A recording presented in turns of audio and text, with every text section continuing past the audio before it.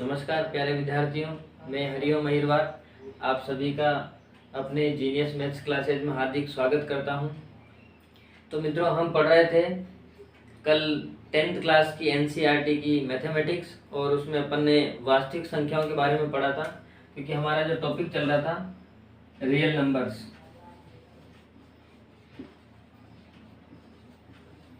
वास्तविक संख्याएं, इन वास्तविक संख्याओं के अंदर हमने पढ़ा था कि फर्स्ट में आपने 9th क्लास में पढ़ा होगा, मैंने आपको रिवाइज भी करवाया था, प्राकृत संख्या, उसके बाद आती है पूर्ण संख्या, फिर आती है पूर्णांक संख्या और पूर्णांक के बाद में आती है परिमेय संख्या, फिर आती है अपरिमेय संख्या। इनके बारे में मैंने शॉर्ट में कल आपको समझाया भी था, दोबारा से आपको रिवाइज करवा देता हूं ताकि पुराना ज्ञान नए ज्ञान से जुड़ सके। अपन मित्रों जो पढ़ेंगे पूरी मैथमेटिक्स को, पूरी गणित को हम एक मनोवैज्ञानिक तरीके से पिछली क्लास को आगे की क्लास के साथ कंबाइन करते हुए इस तरह से पढ़ेंगे ताकि आपको बहुत ही अच्छी तरीके से समझ में आए। चलिए, तो प्राकृत संख्या हमने देखा था कि जो 1 से प्रारंभ होती है वे संख्याएं होती है। फिर इन्हीं प्राकृत संख्या में अगर हम 0 मिला देते हैं तो पूर्ण संख्या बन जाती है। अगर इन्हीं पूर्ण संख्याओं में हम नेगेटिव नंबर्स यानी कि ऋणात्मक संख्याएं और मिला देते हैं तो वे सारी संख्याएं क्या बन जाएंगी? वे सारी संख्याएं पूर्णांक बन जाएंगी। और ये जो सारी संख्याएं हैं, ये इनके अलावा अगर जैसे भिन्न वाली संख्याएं, जैसे p/q वाली, p/q रूप में ये भी है, क्योंकि इन सारी संख्याओं के बटा में क्या होता है? 1 होता है। तो जो भी संख्याएं p/q के रूप में है, p और q जहां पर पूर्णांक संख्याएं होती है, यानी कि नेगेटिव भी हो सकती है, पॉजिटिव भी हो सकती है, लेकिन बस एक चीज ध्यान रखनी कि q का मान 0 नहीं लेना, 0 के अलावा कुछ भी ले सकते, वे संख्याएं परिमेय हो जाएंगी। फिर अपरिमेय क्या था कि इन सारी संख्याओं में से जो नहीं है, यानी कि जो परिमेय संख्या नहीं है, वो क्या हो जाएंगी? अपरिमेय संख्याएं। तो इन्हें हम क्या कह सकते हैं कि जो p/q के रूप में नहीं होती है। इनके एग्जाम्पल फिर हमने देखे थे कि जैसे √2 है, √3 है, इस तरह से चलेंगी, एक पाई हो जाता है, या फिर जैसे कोई पॉइंटों में संख्या आ रही है, मान लो इस तरह से संख्या आ रही है, ये मतलब दशमलव के आगे रिपीट हो रहा है, तो इस तरह की संख्याएं क्या होंगी? अपरिमेय संख्याएं होंगी। ये सारी चीजें हमने पहले पढ़ ली थी। अब इससे आगे जो परिमेय संख्याएं वास्तविक संख्याएं हैं, उन वास्तविक संख्याओं में जो हमारा अगला टॉपिक है वो है यूक्लिड विभाजन प्रमेय का। बहुत ही अच्छी और परीक्षा में पूछी जाने वाली ये प्रमेय है। इसको अपन बहुत ही अच्छी तरीके से समझेंगे, बड़े ध्यान से समझना। तो ये जो प्रमेय का क्या कहती है, देखिए, दो धनात्मक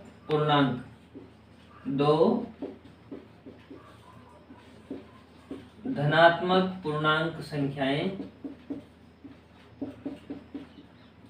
मान लीजिए आपको a और b दिए हुए हैं।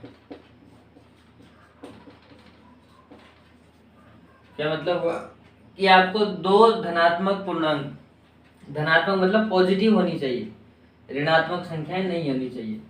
तो दो धनात्मक पूर्णांक है, एक a है और एक b है, दो संख्याएं हो गई। तो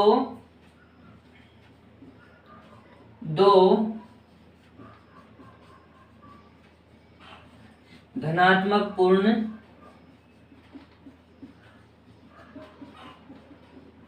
संख्याएं, दो धनात्मक पूर्ण संख्याएं कौन कौन सी होंगी? मान लीजिए Q और R।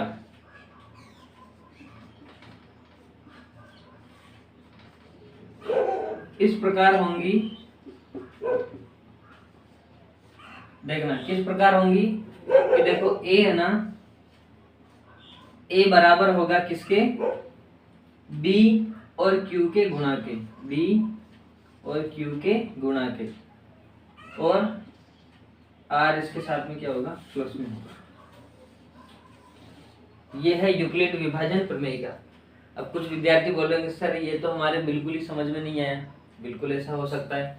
तो इसको अभी अपन पूरा डिटेल से मैं एक एग्जांपल के साथ में, एक या बहुत सारे एग्जांपल के साथ में इसको पूरा सॉल्व करके जब समझाऊंगा तब आपको बहुत ही अच्छे से समझ में आएगा। अभी तो आप इसको केवल नोट डाउन करिए, ठीक है।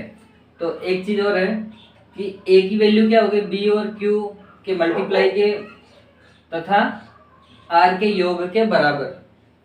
जहां पर ये आर क्या है, इस आर की जो वैल्यू है, इस आर की वैल्यू या तो 0 होगी या फिर ये 0 से बड़ा होगा। देखिए दोस्तों, ये जो चिन्ह है ये या तो बराबर है और बराबर के साथ में हमने क्या बना दिया, बड़ा। यानी कि जो 0 है ये सॉरी आर है, आर क्या है, 0 से बराबर या फिर इससे बड़ा होगा। या फिर ऐसा हो सकता है कि इसकी वैल्यू जो हमारी संख्या b है, इस b से छोटी हो, b से क्या हो, छोटी हो। तो विद्यार्थियों लाइट जा चुकी है, कोई बात नहीं। तो हमने यूक्लिड विभाजन प्रमेय का देखी कि a और b दो पूर्णांक संख्याएं हैं, लेकिन q और r ये पूर्ण संख्याएं। ध्यान देना, पूर्ण मतलब ये नेगेटिव नंबर नहीं होंगे, ठीक है। तो a को हम किस रूप में लिखते हैं, b और q का गुणा प्लस r के रूप में। ये तो एक प्रमेय का फॉर्मेट हो गया। अब अपन इसको एक एग्जाम्पल के द्वारा समझते हैं। देखिए आपकी बुक में जो पेज नंबर 5 पे देखिए आप, पेज नंबर 5 पे एक एग्जाम्पल दे रखा फर्स्ट में, 455 और 42 का एचसीएफ ज्ञात करना है इस एल्गोरिथम प्रमेय से। 455 ये एक एग्जाम्पल दे रखा है, 455 और 42 का एचसीएफ निकालना। तो विद्यार्थियों ये जो अपनी प्रमेय है यूक्लिड विभाजन प्रमेय का, इससे अपन विभाजन कर करके और क्या निकालते हैं, हम एचसीएफ निकालते हैं। तो देखिए कैसे फाइंड करेंगे एचसीएफ को। एचसीएफ तो जानते हो ना, एचसीएफ क्या होता है। देखिए एचसीएफ क्या होता है मैं बता देता हूँ आपको, अगर आप भूल गए हो तो। एच का मतलब होता है हाईएस्ट और सी का मतलब होता है कॉमन, एफ का मतलब होता है फैक्टर,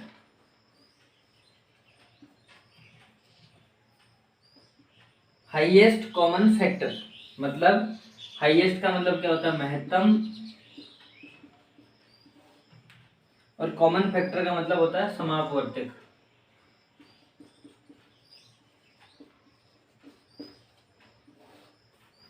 यानी कि जैसे ये दो संख्या हैं तो इनकी एक ऐसी बड़ी से बड़ी संख्या आएगी, उस संख्या का भाग इसमें भी जाएगा और इसमें भी जाएगा, ठीक है। यानी कि एक ऐसी संख्या होगी जो बड़ी से बड़ी होगी और उससे ये दोनों संख्याएं विभाजित होगी। जैसे सपोज करो कि जैसे मान लो 2 है, 2 का भाग 42 में जाता है लेकिन 455 में नहीं जाता, ठीक है। 3 लेते हैं तो 3 का भाग इसमें नहीं जाता, इसमें भी नहीं जाता। 4 का भाग नहीं जाता, 5 का भी नहीं जाता, 6 का, 7 6 42, 6 42, 3 35, 7 का भी नहीं जाता। तो मतलब इस तरह से, जैसे सपोज कीजिए कि, चलिए एक दूसरे उदाहरण से समझा देता हूँ मैं आपको। जैसे कि एक 10 है और एक 4 है, 10 की जगह 12 ले लीजिए। जैसे 12 और 4 है, दो संख्या है। देखिए 2 का भाग इसमें भी जा रहा है, इसमें भी जा रहा है, तो एक तो क्या हो गया 2। 3 का देखें तो 3 का नहीं जा रहा। 4 का देखें तो देखिए 4 का भाग इसमें भी जा रहा है, इसमें भी जा रहा है, तो एक हो गया 4। अब इसके बाद में किसी भी संख्या का भाग नहीं जाएगा। तो देखो 2 भी ऐसी संख्या है जिसका भाग इन दोनों में जा रहा है और 4 भी ऐसी संख्या है जिसका भाग इन दोनों में जा रहा है। तो इन दोनों में से हमें कौन सी संख्या लेनी, बड़ी से बड़ी संख्या लेनी। दोनों में बड़ी से बड़ी कौन सी हुई, 4 हुई। तो इसका मतलब 4 क्या हो जाएगा, इन दोनों का HCF हो जाएगा, महत्तम समापवर्तक हो जाएगा। ठीक है, ये इसका कंसेप्ट है। तो चलिए हम इस प्रमेय के आधार पर 455 और 42 का क्या निकालते हैं, HCF निकालते हैं, कॉमन फैक्टर। क्या करेंगे, बहुत ही सरल तरीके से समझाऊंगा मैं आपको। जो अपन भाग देने वाली प्रक्रिया होती है उस प्रक्रिया से देखिए, 455 को हमें लेना है भाज्य और 42 को हमें लेना है भाजक। मतलब 42 का भाग 455 में लेना है। इधर जो संख्या लिखी होती है जिसका हम भाग देते हैं उसे क्या बोलते हैं, भाजक, याद रखना। और जिस संख्या में हम भाग दे रहे होते हैं, जिस संख्या में भाग दिया जाता है उस संख्या को बोला जाता है भाज्य। अब यहां जो अपना आंसर आएगा उसे हम बोलेंगे भागफल। क्या कहेंगे, भागफल। और लास्ट में घटाने के बाद में लास्ट में जो संख्या बचती है उसे हम कहते हैं शेषफल। ये तो सबको पता है, शेषफल। चलिए, तो 42 का भाग हमें देना है 455 में। क्या करें सर, 42 का भाग तो हमें देना आता ही नहीं है, क्योंकि बहुत सारे विद्यार्थी ऐसे हैं जो कहेंगे कि सर हमें तो 42 का पहाड़ा ही नहीं आता है। कोई क्या कहेगा, कोई क्या कहेगा, तो इसमें कई सारे इश्यूज आएंगे। तो इसका मैं आपको एक सरल तरीका बताता हूँ। क्या तरीका है, देखिए।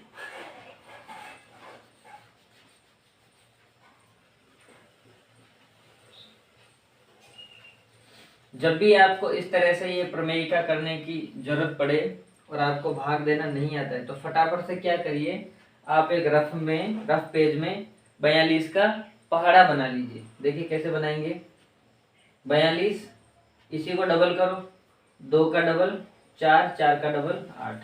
ठीक है, अब क्या करो, 4 में 2 जोड़ लो 6, 8 में 4 जोड़ेंगे 12, फिर वापस 6 में 2 जोड़ेंगे 8, 2 में 4 जोड़ेंगे 6 और ये 1। यानी कि शुरू की 2 संख्या, मतलब इसी को जोड़ना सब में।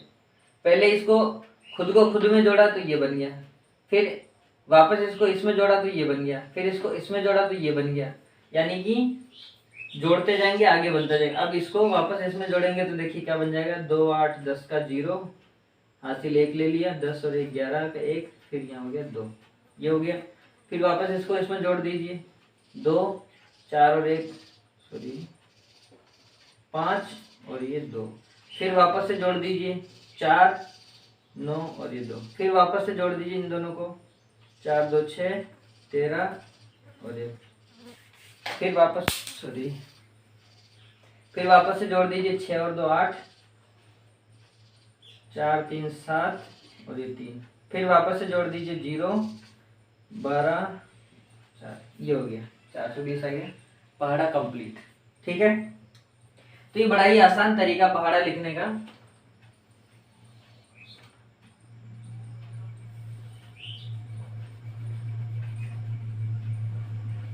भाजक, ठीक है, ये पहाड़ा अपन ने लिख लिया। अब क्या करेंगे, इस पहाड़े की मदद से हम इसमें भाग देंगे। देखिए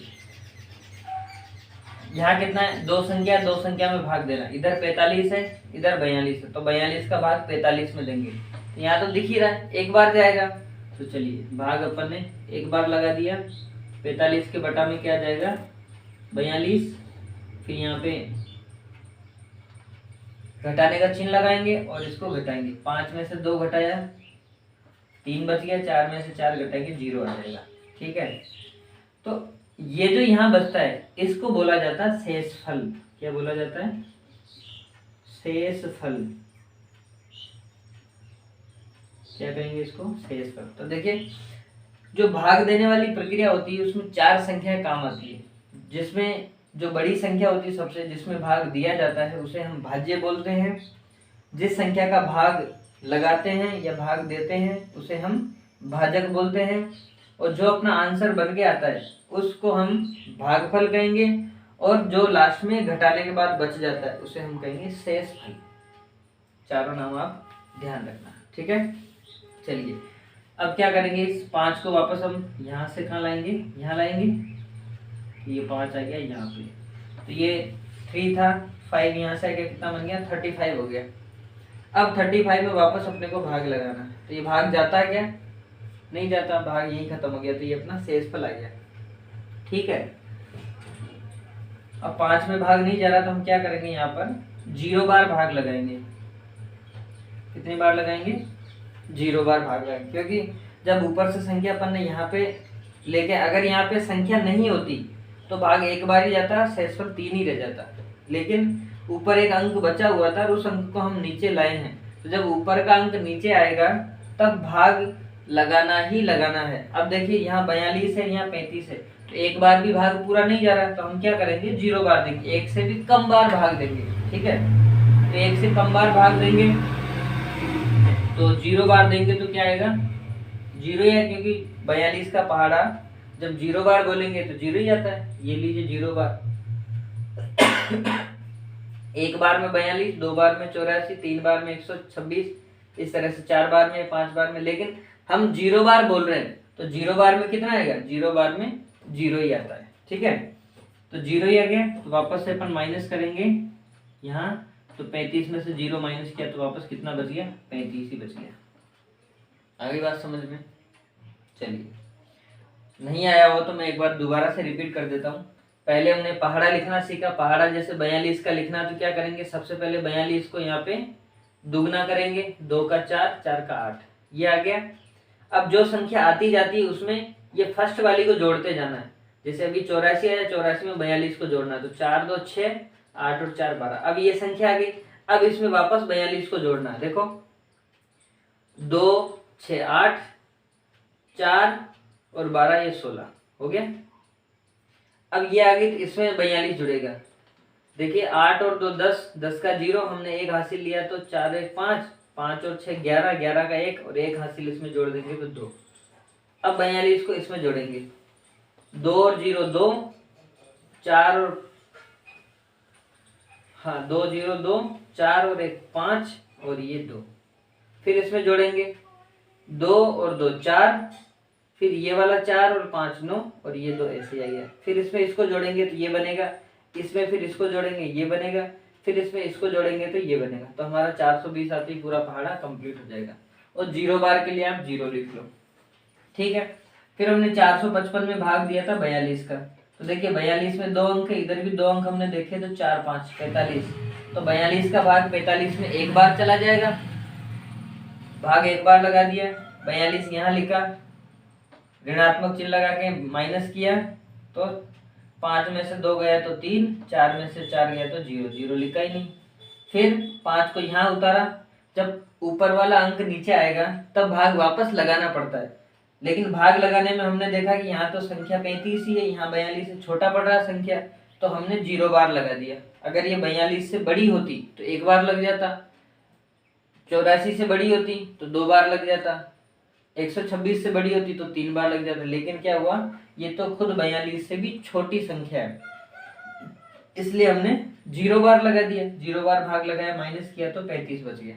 ठीक है, तो ये हमारा फाइनली शेषफल ये हो गया, फाइनली शेषफल क्या हो गया, ये हो गया। ठीक है, अब इससे आगे की स्टेप में क्या होगा कि जो हमारा शेषफल है वो तो हमारा बन जाएगा भाजक, और जो हमारा भाजक था पुराना वो बन जाएगा भाज्य।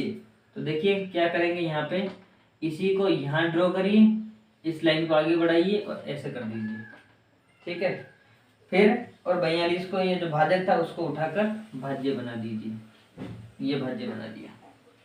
ठीक, अब क्या करेंगे, हम 35 का भाग 42 में लगाएंगे। अगर आपको 35 का पहाड़ा आता है तो अच्छी बात है, नहीं आता है तो इसी पैटर्न से आप 35 का पहाड़ा बना लीजिए।